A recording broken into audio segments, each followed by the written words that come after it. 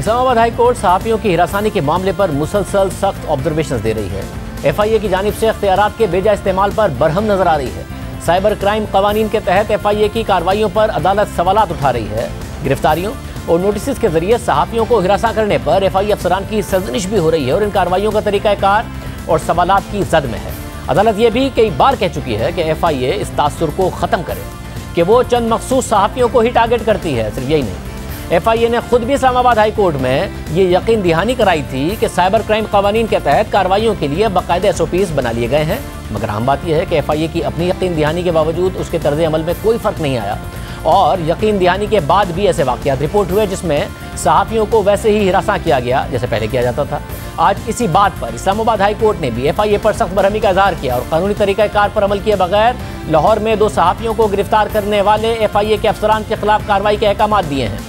आज समाअत के दौरान चीफ जस्टिस अतर मिनल्लाह ने अदालत में मौजूद FIA के अफसर से कहा कि क्यों उन सहाफ़ियों के पीछे पड़ गए हैं जो हुकूमत या किसी और के खिलाफ राय दे रहे हैं। बार बार कहा है कि इस तासुर को ख़त्म करें। पिछली समाअत के बाद FIA ने इस अदालत की तौहीन की कि अदालती हुक्म के बाद बनाए गए SOPs FIA लाहौर पर अप्लाई नहीं होते।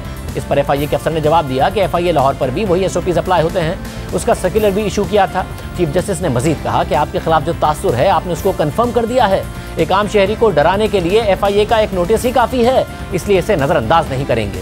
क्यों ना शहजाद अकबर से पूछें कि इस अदालत के फैसले पर अमल दरामद क्यों नहीं हुआ। डायरेक्टर FIA ने इस अदालत को गुमराह किया है। बताएं, जिस FIA के अफसर ने SOPs की खिलाफ वर्जी की, क्या उसके खिलाफ कोई एक्शन लिया गया? अगर FIA ने लाहौर वाले वाक़े के खिलाफ एक्शन नहीं लिया तो उसका कौन जवाबदेह है?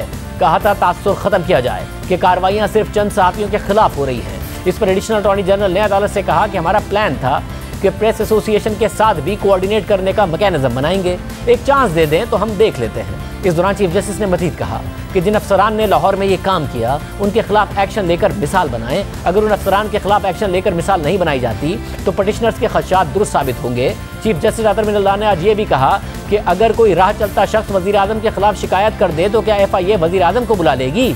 हर एक की अपनी राय है, लेकिन FIA इस कानून का इस्तेमाल इस तरह तो नहीं कर सकती। FIA रियासत की एजेंसी है, उसको तो ज़्यादा एहतियात करनी चाहिए। आज़ादी इज़हार राय का गलत इस्तेमाल भी होता है, झूठ भी बोला जा रहा है, लेकिन रेगुलेशन का तरीका ये नहीं है। चीफ जस्टिस अतर मिनल्लाह ने सवाल उठाया कि हर समाअत के बाद FIA अदालती फैसले की परवाह किए बगैर कोई नया काम कर देती है। जिस डायरेक्टर ने इस कोर्ट की प्रोसीडिंग्स की खिलाफ वर्जी की है उसको क्या सज़ा होनी चाहिए? इस पर एडिशनल अटॉर्नी जनरल ने जवाब दिया कि प्रोसेस की अगर पैरवी नहीं की गई है तो वाक़े में मुलविस अफसरान को सज़ा होनी चाहिए। चीफ जस्टिस ने आज ये भी नुक्ता उठाया कि हर समाअत पर FIA एक नई चीज़ ले आती है जो उसकी पहली बात की नफ़ी कर देती है। FIA जो कर रही है ये मुस्तकबिल के लिए अच्छा ट्रेंड नहीं है। FIA और हुकूमत को एक मौका दे रहे हैं, जो कार्रवाइयाँ हो रही हैं उनसे मुताल्लिक तासुर ख़त्म करें। अगर आप राय देने के सारे रास्ते बंद कर देंगे तो उसका असर वायलेंस की सूरत में सामने आएगा। इस्लामाबाद हाईकोर्ट में इस केस की मज़ीद समाअत अब 27 सितंबर को होगी। हमने आज की अदालती कार्रवाई पर बात करने के लिए मुशीर बराए दाखिला और एहतसाब शहजाद अकबर को प्रोग्राम में शिरकत की दावत दी, मगर उन्होंने कोई जवाब नहीं दिया।